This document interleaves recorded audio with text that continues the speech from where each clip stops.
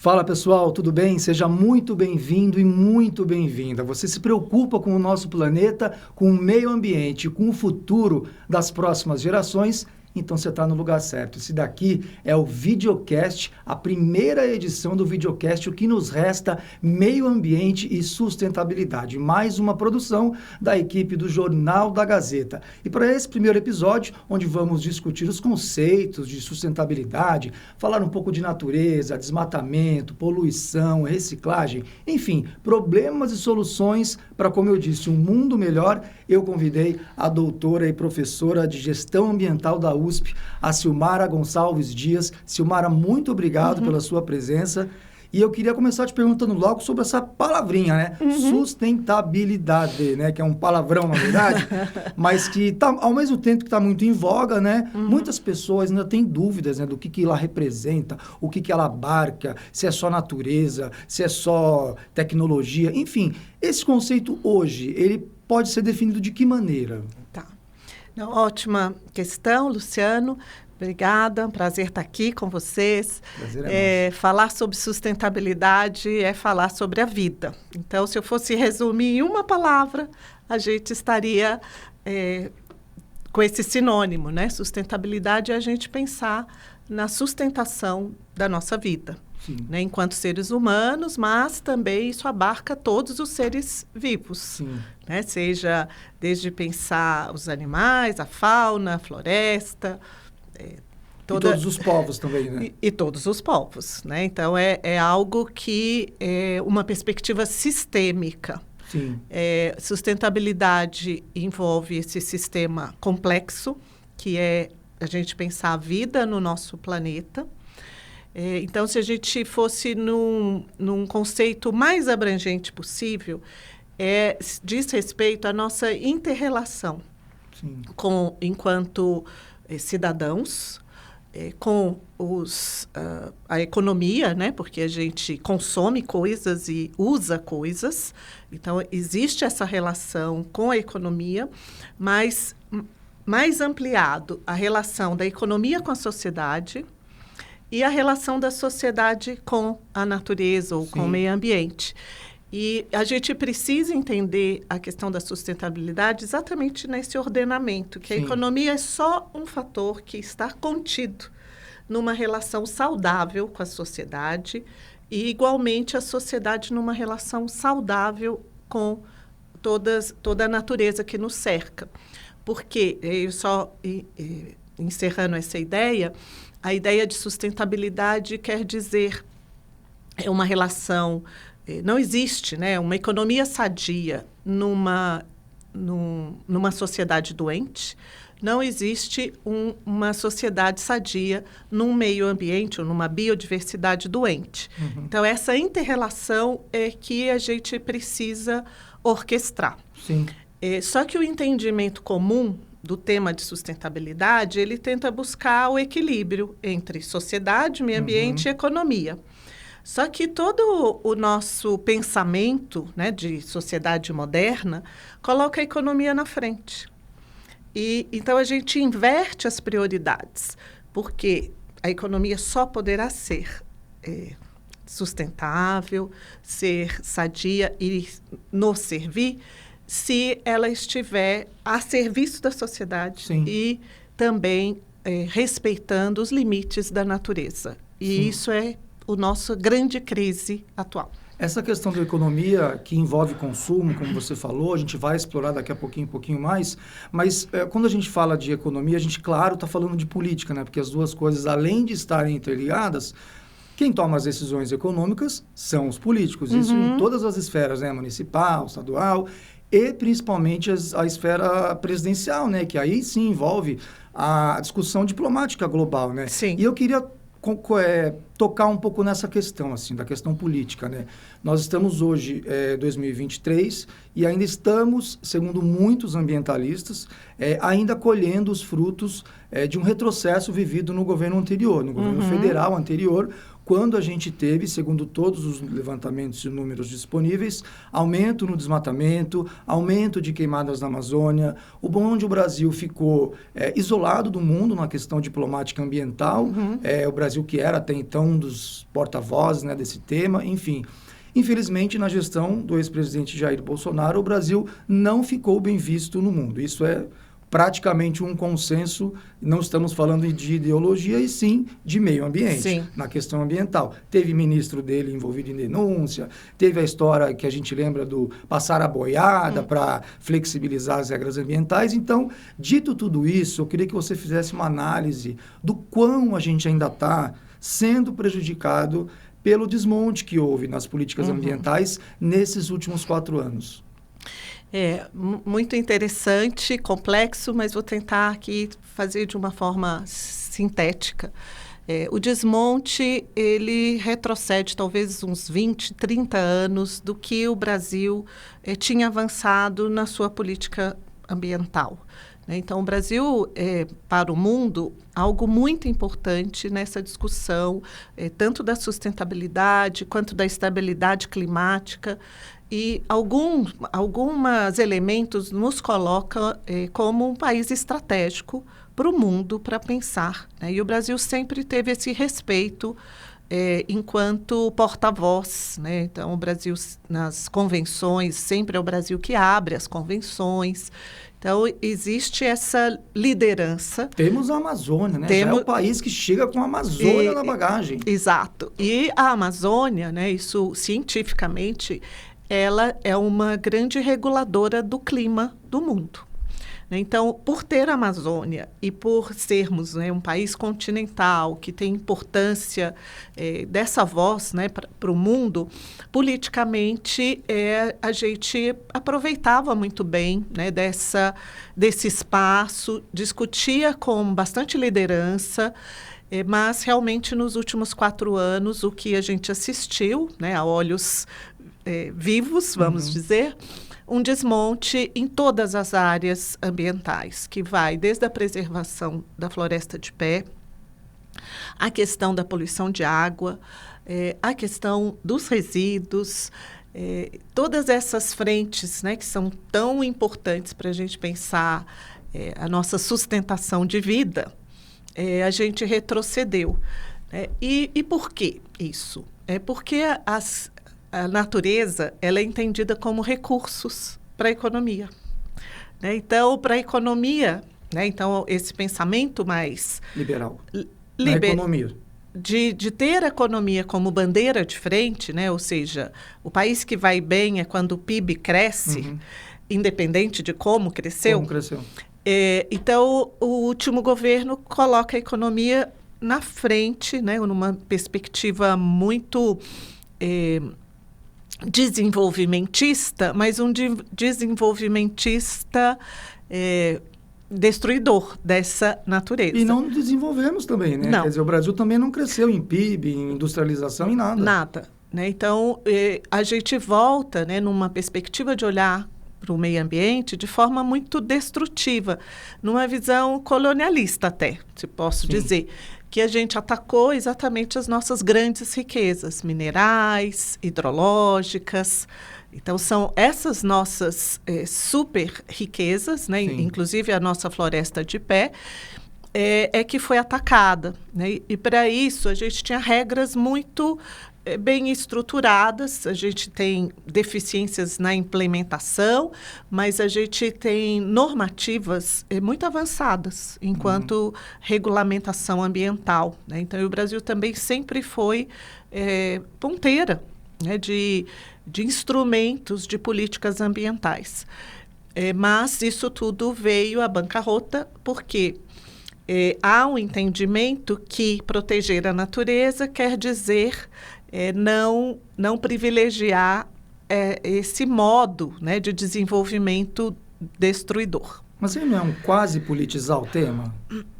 Não é só politizar. Pegar o meio ambiente e tratar como um tema ideológico, quando na verdade poderia e deveria ser um tema de todos. Então, isso é bem interessante, Luciano, o que você traz é que, na verdade, é o nosso modo de encarar a sociedade atual, né? Que ainda a economia é tida como a primeira ordem do dia. Independentemente da ideologia. Independente da ideologia e independente de país, né? Tanto é que essa discussão, ela se desenrola há 50 anos e a gente não consegue avançar em termos globais, né? Porque é uma discussão global. Que não adianta eu dizer que o Brasil é sustentável se o meu vizinho na América Latina, ou se os meus vizinhos nos outros continentes, continuarem a fazer como sempre fizeram. Sim.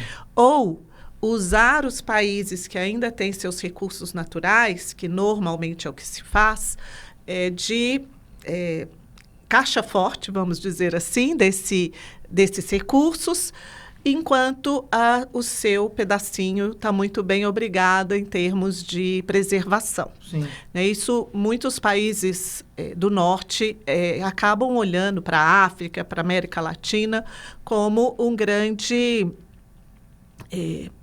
fonte de recursos. Fonte de recursos. É um sorvedouro desses recursos, como sempre fomos, desde o Brasil, né? Desde colônia. Então, há aí uma questão de discussão política mesmo, de governança global, que a gente precisa pensar juntos, né? Como a gente quer encarar a sustentabilidade, de como a gente quer encarar a vida neste planeta. E, por isso, né, o nosso retrocesso agora é um desastre para o mundo. Sim. Porque o Brasil, por ter Amazônia, mas também por ter voz nessa discussão diplomática, política, né, de política global, que o meio ambiente exige, né, que a nossa casa, essa biosfera toda, precisa estar protegida. E tem que ser uma adequação de consenso de todos os países, especialmente aqueles que têm a maior dívida, vamos dizer assim. Os que poluem mais. Os que poluem mais, né? No caso, só um exemplo, em termos de emissões de CO2, os Estados Unidos emitem 25% do que é emitido do planeta todo. De toda a poluição do mundo, um quarto... Um quarto é os Estados Unidos, que tem 200, 300 milhões de habitantes. Quase nada. Quase nada, né? De um Na planeta de global, 8 bilhões. O Brasil, né? São dados bem grosseiros, né? Já dá uma boa... É só uma questão assim, meio noção. De parâmetro. O Brasil, nessa conta, contribui com 4%. Das emissões. Com uma população muito próxima aos Estados Unidos. Então, tem, né, devedores nessa conta. E a gente precisa encontrar um equilíbrio. Sim. Quando você fala dos vizinhos, eu acho interessante essa coisa, né, de que deveríamos ser uma grande comunidade onde os países fossem vizinhos que se autoajudassem. E aí eu, pegando o gancho do Bolsonaro, tenho que falar do governo Lula, que assumiu, também independentemente de partidos ou ideologias, assumiu com esse compromisso de resgatar o poderio e a posição que o Brasil tinha na questão ambiental global, né? Remontou o Ministério do Meio Ambiente, criou, né, o Ministério dos Povos Indígenas e nas conversas internacionais tem apostado muito, ao contrário do antecessor, apostado na importância da questão ambiental para o futuro das nossas gerações. E ele teve agora recentemente na Europa, naquele acordo, né, que está ainda sendo costurado entre Mercosul e a União Europeia, e aí o Macron, o presidente francês, voltou a tocar nas questões dos embargos, a economia, caso o Brasil continue desmatando, e o presidente Lula prometendo que quer zerar até 2030. Tudo isso é suficiente, quer dizer, essas conversas, essas COPs todas, porque eu sou de uma geração que da primeira COP da Rio 92 ainda. Eu tinha 10 anos de idade, mas eu me lembro, nossa, os países estão no Brasil discutindo o meio ambiente. E a gente vê a cada ciclo, né, essas COPs. E também não é raro ver que os países não estão cumprindo o que as COPs estabelecem. Quer dizer, o que falta para esse entendimento entre os vizinhos, você acha? Então, não só os vizinhos, né? Talvez todos, a gente entender que o planeta, nós somos uma única comunidade, quando a gente olha para o impacto que o desequilíbrio da biodiversidade nos gera. Esse ponto, o que falta, talvez seja a gente virar a chavinha do que a gente entende por desenvolvimento. Conceito. E o conceito mesmo. Porque a gente entende desenvolver, crescer PIB. E o que é o PIB, né? O Produto Interno Bruto? É a gente... Todas as riquezas. É a industrialização. Sim. Né? Então, tudo que for produto que é industrializado ou é insumo para essa superindustrialização, isso vai de modo contrário ao que seria o conceito de sustentabilidade. Sim. Aquele que eu falei que precisa da economia, ela é contida, né, nas relações. Então, o PIB, que a gente tem como nossa métrica do mundo, de ir bem, de que estamos saudáveis, é quando essas 3 letrinhas apresentam indicadores positivos. Sim. E, nesse sentido, Luciano, a gente precisa de mudar a chavinha do conceito. Mudar a chavinha, uma outra lógica de pensar o que é vida boa, do que é desenvolver. Mas aí não basta só um país, né? Então, por isso que não basta só o Brasil ir bem, ou não basta só a Noruega ir bem. Noruega vai muito bem. Mas é um país pequeno. Mas o planeta não.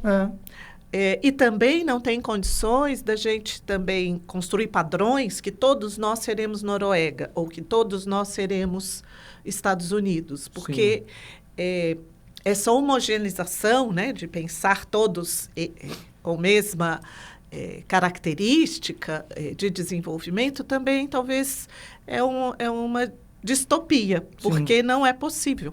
Né? Então, querer avançar de um lado, mas sem abrir mão do desenvolvimento, do lucro. Isso. Né? Então, o que comanda hoje é, né, a circulação de moeda, uma distribuição dessa riqueza de forma muito desigual.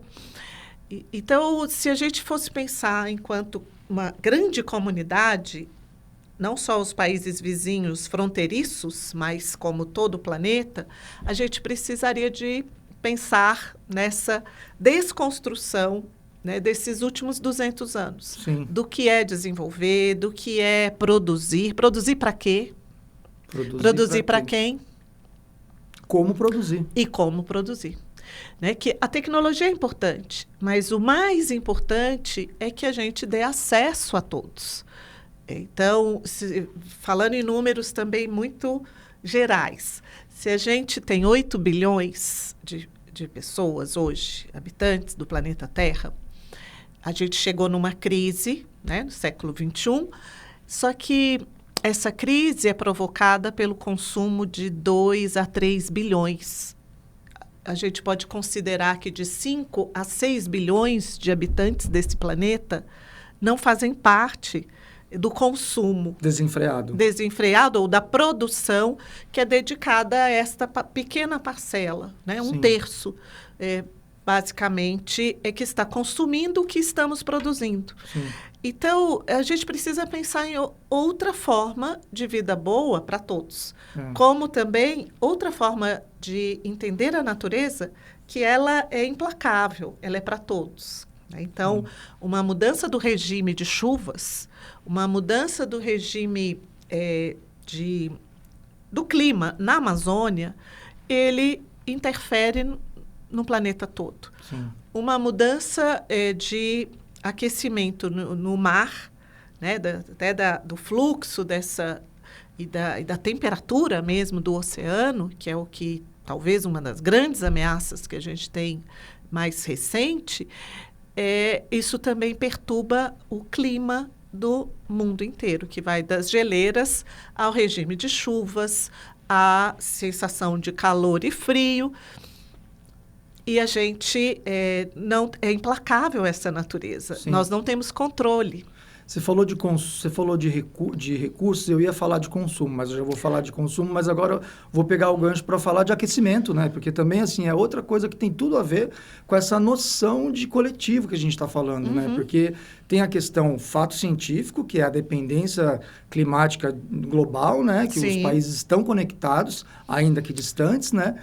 E por que, por exemplo, as metas da COP não são cumpridas, como você falou, por aqueles que mais poluem? Quer dizer, é até um contrassenso, porque eles pregam a importância da preservação para não termos mudanças climáticas, mas continuam poluindo no mesmo nível. Sim. O que acontece?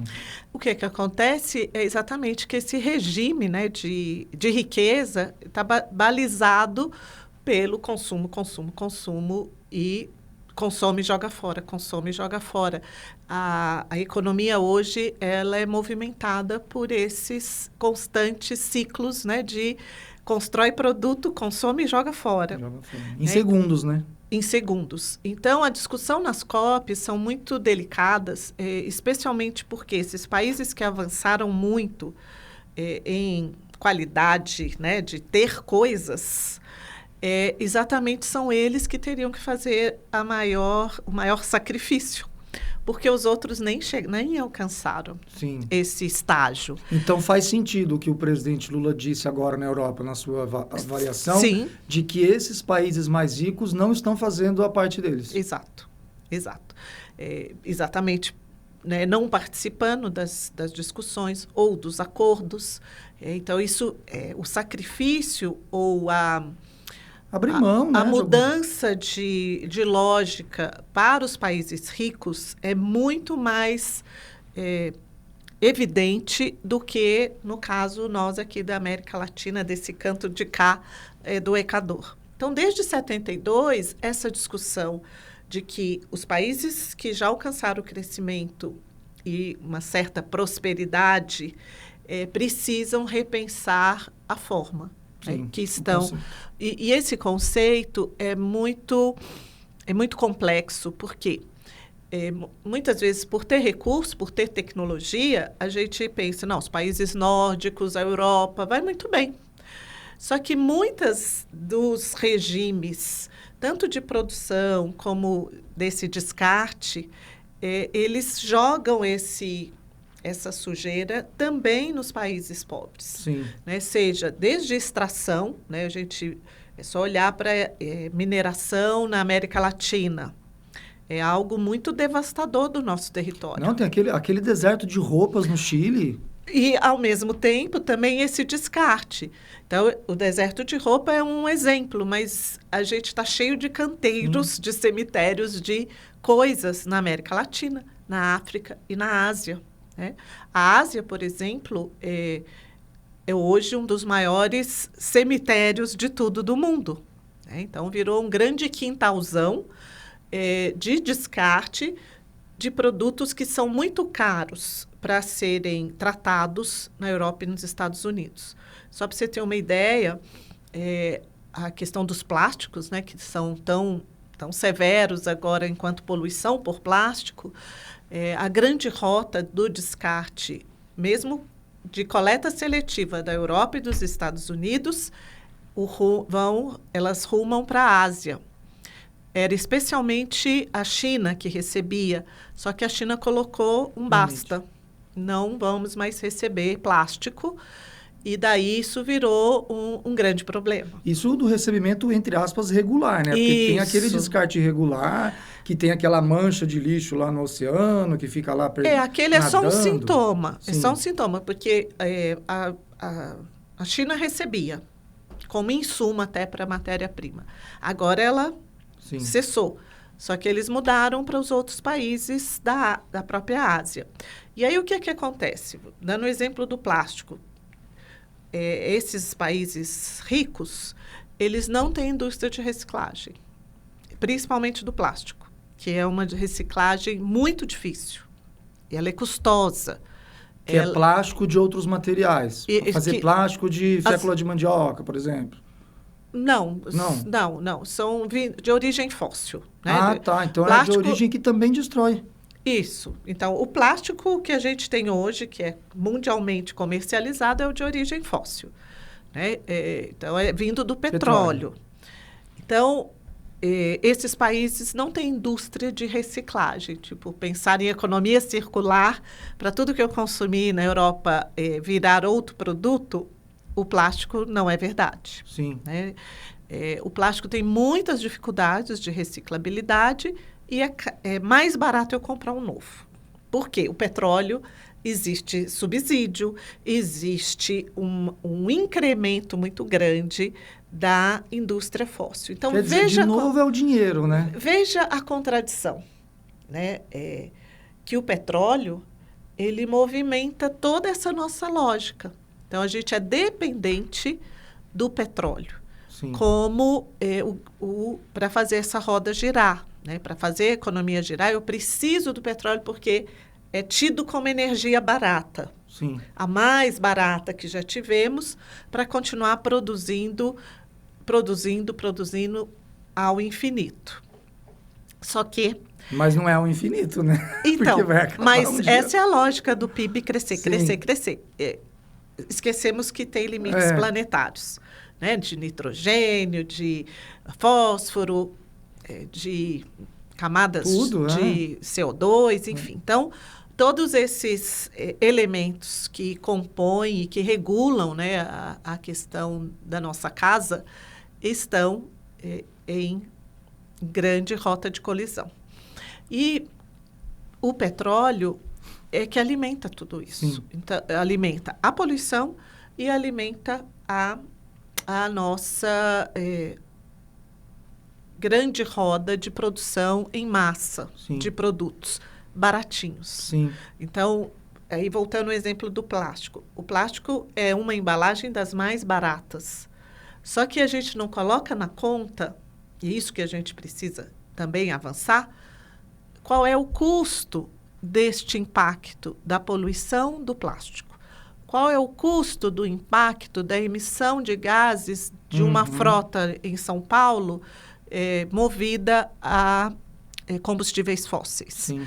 Então, isso a gente chama, né, com termos, se chama externalidade.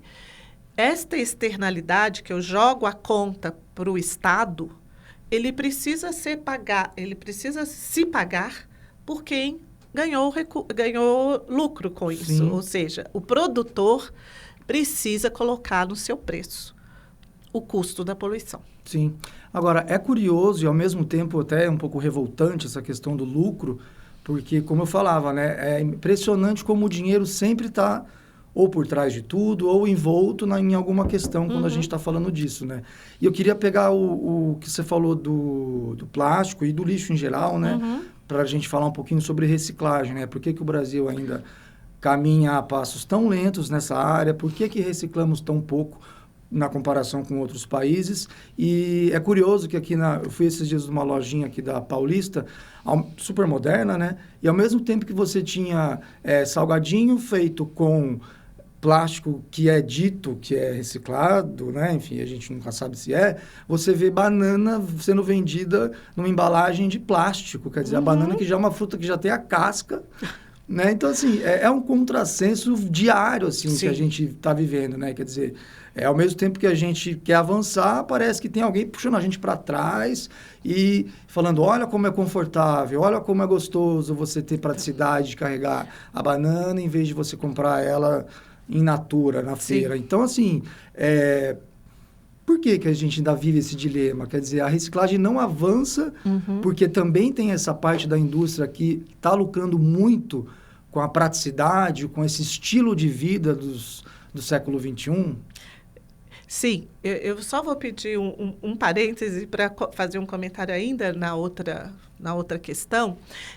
Luciano, a gente, no caso dos países do Sul, ou quem não tem esses recursos, é como se a gente estivesse subsidiando com a nossa saúde, ou a saúde do nosso território, a riqueza de quem está bem, né, desses 2 ou 3 bilhões. Então, essa questão que quem mexe as cordinhas não quer sair desse conforto, né? Como esse modo de vida é tão prático, tão salutar, ele não é para todos, né? Então, é difícil mexer nessa roda. Fora que, assim, o plástico é mais leve, conserva uma quantidade maior com um peso menor, tem tudo, sim, isso, né? O PET. Então, daí entrando nesse específico, né, nessa pergunta que você trouxe da reciclagem, por que a gente não anda, é que simples assim, a gente tem feito embalagens, tem feito produtos que não têm uma estrutura de cadeia de reciclagem, uma ponta. Outros, tecnologicamente, é mais caro reciclar do que comprar a matéria-prima virgem, né, de origem nobre, mais barato do que cumprir essa logística. Quer dizer, é mais barato continuar destruindo do que transformar em algo novo. E aí, voltando à questão, a gente não precifica a poluição. E a gente precisaria, porque eu jogo para a sociedade o custo dessa poluição. E esse custo deveria estar embutido em tudo que a gente consome. Sim. Porque eu precisaria valorizar os produtos que menos contribuem com a poluição. Sim. Né? Então, e aí o plástico entra nessa roda. Sim. Né? Dado que, né, eu tenho muitos subsídios para esse petróleo, né, para a origem fóssil, tem infinitos, porque o petróleo movimenta a economia do mundo. Né? Então, a gente não quer mexer muito ali. A contradição vai aqui. E daí, como o plástico vem desse matéria-prima, que é a mais barata, o plástico ele tem uma tecnologia interessante, é leve, é versátil, só que a gente está fazendo um mau uso desse produto para alguns tipos. Quais que eu elencaria? Né? Então, por exemplo, a gente pensar o plástico para essa bandejinha que embrulha uma banana... Vai ser jogada fora em segundos. Né? Eu vou, em segundos, algo que o planeta levou bilhões de anos para produzir. O petróleo. Né? Então, veja que a lógica... Mas para um bem durável, talvez fosse ainda um ponto interessante. Por exemplo, para a construção civil, para uso na saúde, né? Então, tem avanços interessantes que o plástico possibilitou. Mas, para esse consumo dessa rotina que eu vou, em um segundo, consumir e jogar fora, eu precisaria repensar. Então, o que hoje a gente precisa fazer enquanto política pública? Para que o plástico? Como eu vou usar? Qual seria, né, um outro material que poderia substituir ou mesmo banir? Banir, deixar de consumir. E no sentido, mas não é só isso, né? Não é só deixar de consumir, é deixar de produzir. Sim, mas deixando de consumir, vai tirar o lucro de quem produz também, né? Mas, na verdade, o consumidor é uma pecinha muito pequena nessa conta. Porque a gente fica um pouco limitado nessa decisão. Porque eu moro em São Paulo, eu estou comprando aqui na esquina um salgadinho, ou esqueci minha garrafa, pego um copo ou uma água engarrafada. Eu tenho todas essas benesses a meu serviço. Sim. Certo? E eu deixar de consumir não faz nem cosquinha no tamanho da produção de plástico para embalagens hoje. Ou seja, embalagens de uso único ou produtos de uso único. Então, hoje chega a 40% de tudo que é petróleo. Então, você acha que tem que ter regulação? Exatamente. Mas eu preciso regular o quê? A produção. O uso e a produção de algum dos materiais, no caso do plástico, de uso único. Quando você deu o exemplo, né, da mancha, isso é só uma casquinha da poluição por plástico que a gente vê no oceano. Hoje tem estudos mostrando que, enquanto o macroplástico, né, que a gente vê, a mancha é visível.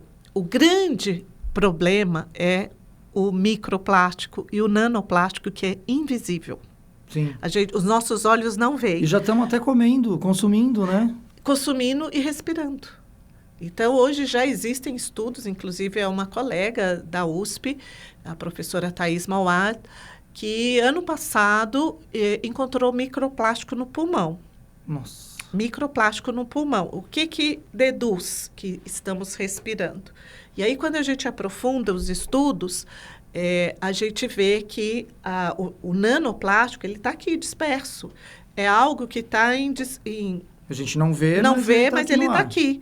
Então, principalmente uma grande cidade como São Paulo, né, centros urbanos, o microplástico está. As nossas roupas hoje são todas feitas de material sintético. Então, a cada lavada, a gente está emitindo microplástico para nossas estações de tratamento, que não tratam não conseguem retirar micro e nanoplástico que vai para o mar. Então, o que os cientistas têm estudado e mostrado, né, escancarado, é que hoje o assoalho do mar em todos os continentes está coberto de micro e nanoplástico. Então, não é só o efeito na cadeia alimentar, quando a gente pensa, né, estou comendo derivados do mar, né, da vida marinha, então eu estou consumindo plástico. Não, o plástico, nós estamos embrulhados na poluição por plástico. Sim. Agora, também não sei assim, a sua avaliação, mas também não dá para desanimar aquela pessoa que está mudando o estilo de vida, reduzindo plástico. Já tem gente, inclusive, tentando viver sem o mínimo possível de embalagens. Sim. E tal. Porque, na verdade, foi o que você falou, né? São ações pequenas, mas que, se propagadas numa escala maior, vão ter algum impacto. Talvez não um impacto ideal de cessar a produção, mas eu acho que já é uma mudança de comportamento importante para os dias de hoje, né? Sim, claro, existe uma mudança, né, que passa pelo indivíduo, que passa pelo cidadão, que vai nos exigir uma mudança de modo de vida, né? Eu dou sempre o exemplo da garrafinha, que eu busco levar a minha garrafinha para todos os lugares, mas tem hora que eu esqueço. Sim. Então, eu preciso dessa colaboração de um sistema também que me mostre outras possibilidades. E o mais importante dessa mudança individual é que a gente colabore para mudar este sistema, ou seja, as políticas públicas. Sim. Então, a noção de cidadania, enquanto eu mudo individualmente, eu preciso também fazer esse exercício de cidadania, de cobrar né, dos nossos legisladores, dos nossos governantes, a importância que é cuidar do planeta. Sim. Né? E, nesse caso, a gente está dando um exemplo, que é a questão do plástico, mas também vale para tudo, da não é só água. o plástico, né, que demora 200 anos, não sei se é 200, né, que demora... 500 anos, Então, nossa. veja só, um outro número nessa questão do plástico. O plástico tem 65 anos que ele foi inventado. E a curva de crescimento em múltiplos usos, ela é estratosférica a partir dos anos 50. Tudo que a gente já usou de plástico até hoje, a gente só reciclou 9%. Isso conta global, que voltou para o ciclo. Mas, né, então, se a gente olhar para essa conta de 65 anos, tudo que a gente já produziu de plástico em 65 anos está aqui, no planeta. Ou está na água, ou está nesses micropartículas, ou está enterrado. Que é o lema, não existe jogar fora. Não né? existe jogar fora. Né? O que nos resta? Resta tudo. Resta tudo.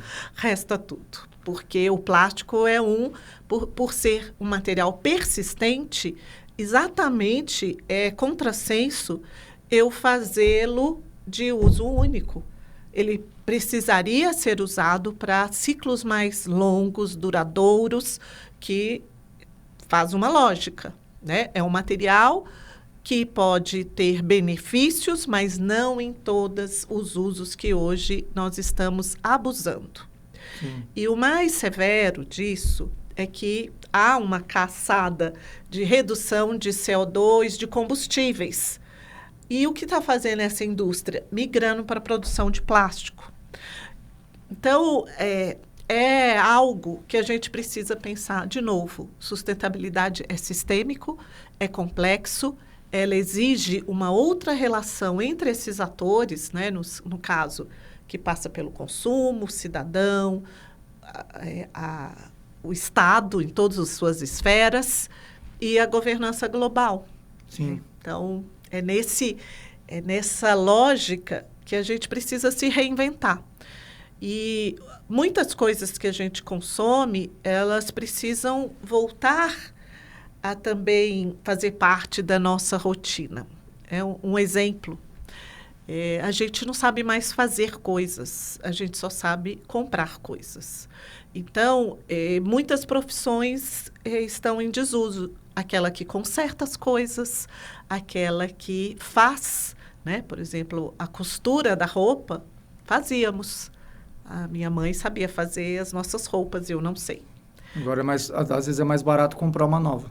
É mais barato comprar uma nova ou mesmo, né? Tipo, compre e joga fora, porque eu não sei nem, né, o que estou comprando, de onde vêm as coisas que eu estou comprando. Então, a gente precisa compreender nessa questão, né, do que nos resta, que esse planeta é um só, que essa riqueza é ter uma floresta de pé, que regula o clima e que faz com que a nossa vida seja saudável.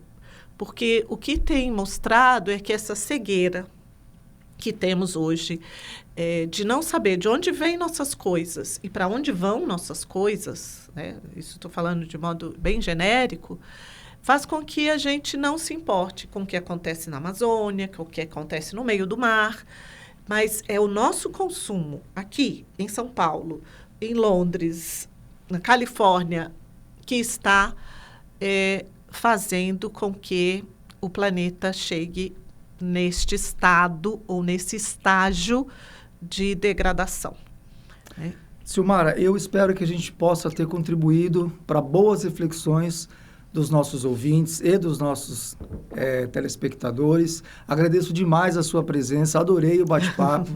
E a nossa primeira edição do videocast O que nos resta, meio ambiente e sustentabilidade, fica por aqui. Você vai acompanhar o programa completo, né, na íntegra, no YouTube do Jornal da Gazeta, trechos dessa nossa conversa, as nossas redes sociais e, claro, o programa inteiro também nas principais plataformas de áudio. A apresentação desse O que nos resta foi minha, Luciano Penteado, com a produção de Natália Galego, a pauta de Caio Canavieira, o estagiário Rodrigo Nava e a nossa equipe técnica, o Gui Romero, o João Lefebvre, o Luca Marque e a nossa gerente de jornalismo é a Valesca Quintela. Conversei, portanto, com a professora e doutora em Gestão Ambiental da USP, a Silmara Gonçalves Dias. Muito obrigado, Silmara, e até a próxima. O nosso programa fica por aqui e até uma próxima. Tchau.